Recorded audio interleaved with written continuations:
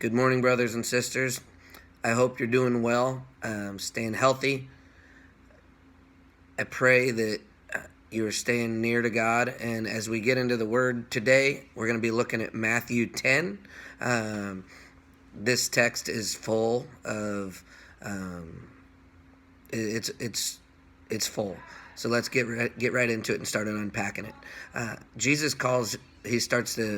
The chapter starts with Jesus calling his first disciples over to him and instructing them to go and share the gospel message.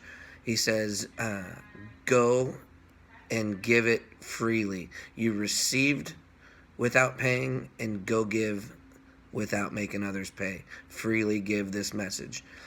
Don't focus on acquiring valuables and luggage and clothes. Don't worry about those things, worldly things. He said, food will be provided for you. You'll have everything you need.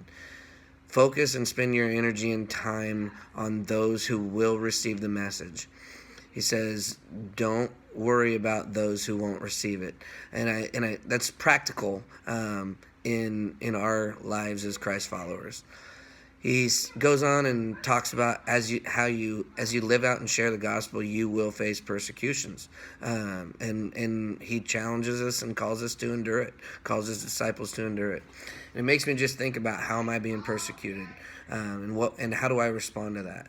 I don't live in a place where I need to fear losing my life for the gospel, but others do. In my life, maybe it's more like. Maybe it's more like sharing the message boldly, or living it out boldly, or going against what's socially acceptable, and doing what Christ calls me to be and do.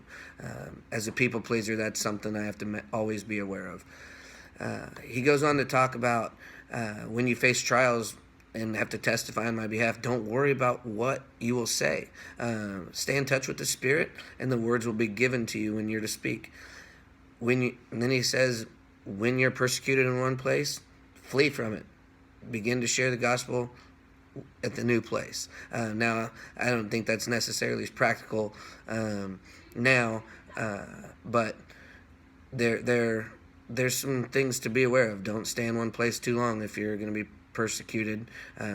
Find places where the gospel message will be received. He goes on to tell them, don't be afraid of those who can kill the body but not the soul. He talks about how valuable they are to God, and he will guide and deliver them. He says, make sure that you focus on eternal life and not on earthly life. That's a tough teaching. That's a tough message. We also need to recognize, as he says in his word, the gospel message will not always bring peace in a worldly sense. That's not what it was intended to do. It's designed to, and it's there to give heavenly peace and eternal peace, but there will be conflict when the message is shared. So as he told his disciples, we need to embrace it as well. When we face conflicts and persecutions, it's our job to take up our cross daily, and that manifests itself different ways for each of us. So as we live out the message and we share the gospel with others, how do we have to pick up our cross daily? I encourage you to think about that. Ultimately, he goes on to say, whoever finds his life will lose it, but whoever loses his life for Jesus' sake will find it. And I think he's been contrasting the earthly life versus eternal life. He wants us to focus on things above. He tells the disciples that whoever receives your message receives Jesus and the Father who sent him. So go share it. And finally, he says, when you give, you will be rewarded.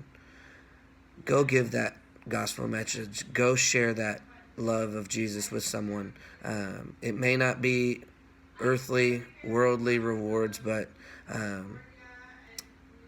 our heavenly, eternal reward will be much, much greater. I pray you're doing well. I miss you. Take care. God bless you. Go share the gospel.